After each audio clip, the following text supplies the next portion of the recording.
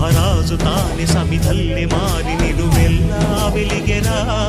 భోగాన్ని విడిచి త్యాగాన్ని వలచి తాపసిగా నిలిచెరా.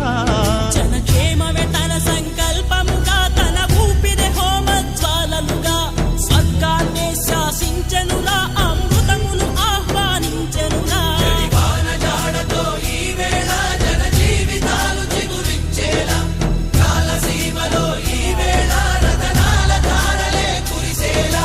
కల్లు కల్లు మని సిరిమూవల్లే చినుకే చేరగా, జల్లు జల్లు మని పులకింతల్లో పుడమే పాడగా, హరివిల్లు ఎత్తి కరిమబ్బు వాన బాణాలే వేయని, నిలువెల్ల మంచు వడగళ్ళు